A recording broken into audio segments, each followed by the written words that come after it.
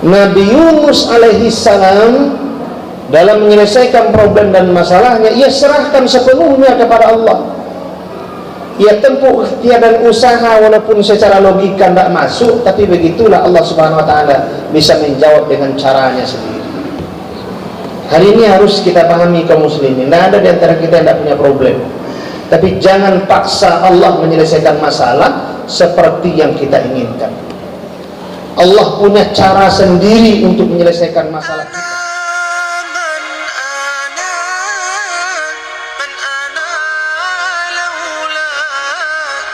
Bismillahirrahmanirrahim. Assalamualaikum warahmatullahi wabarakatuh. Alhamdulillahirabbil alamin. Huwallazi anzala sakinata fi qulubil mu'minin wa huwallazi an'ama 'alaina bi ni'matil iman wal islam. Asyhadu an la ilaha illallah wahdahu la syarika lah wa asyhadu anna Muhammadan abduhu wa rasuluh sallallahu alaihi wasallam la nabiyya wa la rasulah ba'da. Puji syukur kehadirat Allah Subhanahu wa taala. Salawat beriring salam buat junjungan kita Nabi besar Muhammad sallallahu alaihi wasallam.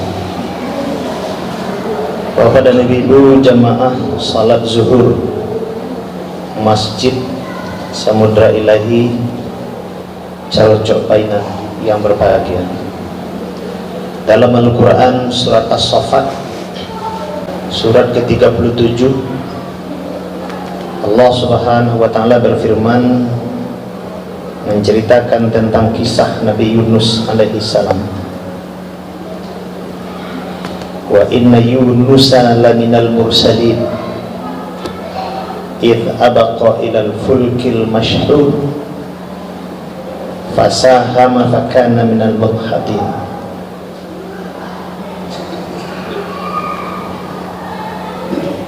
Faltaqamahul hut wa huwa mulim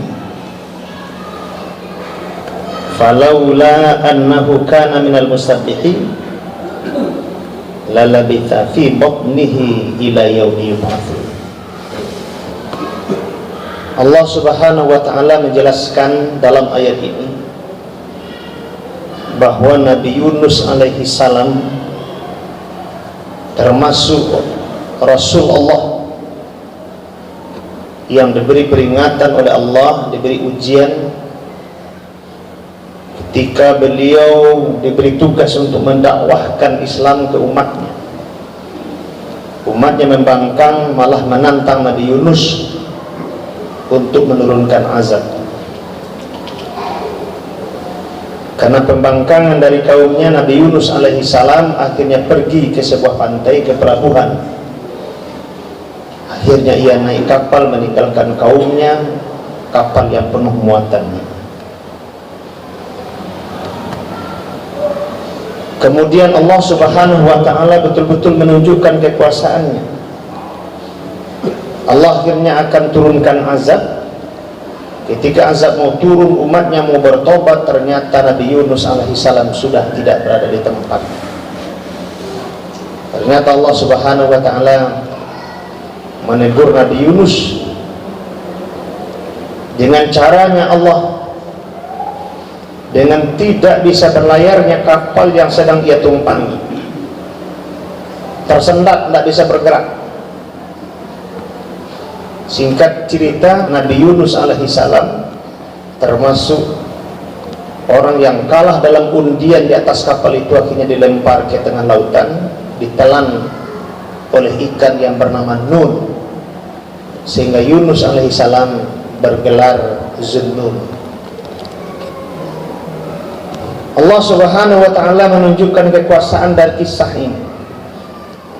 Kita tahu bahwa akhirnya Nabi Yunus alaihissalam setelah ditelan oleh ikan bernama Nun, akhirnya dia selamat setelah dia berzikir kepada Allah Subhanahu wa taala. Zikirnya adalah la ilaha illa anta subhanaka inni kuntu minadh dhalimin. Kaum muslimin rahimakumullah, apa hikmah yang kita ambil dari kisah Nabi Yunus ini?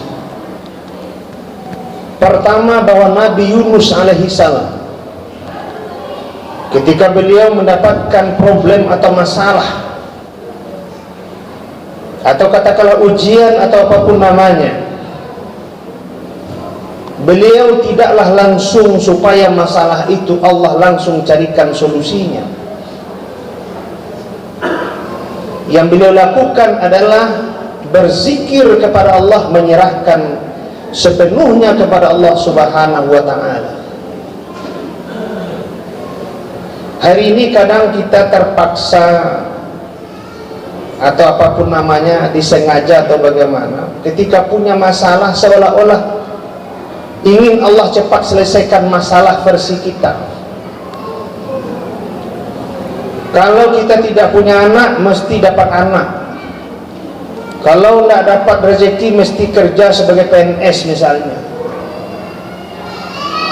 Kalau mau rezeki yang banyak, mesti berdagang misalnya. Kita seolah-olah berpikir begitu, membandingkan usaha dengan hasil. Allah Subhanahu wa ta'ala menggambarkan dalam kisah Nabi Yunus, andaikan kita yang ditelan oleh ikan nun itu, apa yang kita lakukan?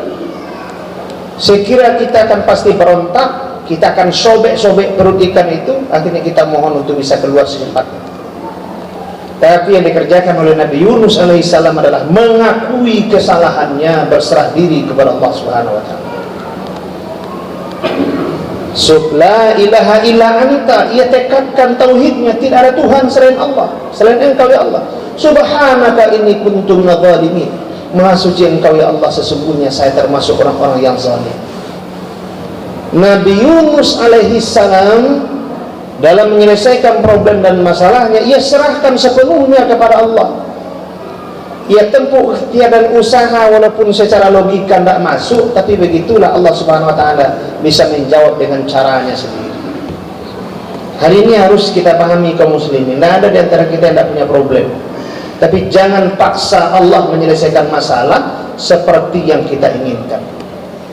Allah punya cara sendiri untuk menyelesaikan masalah kita.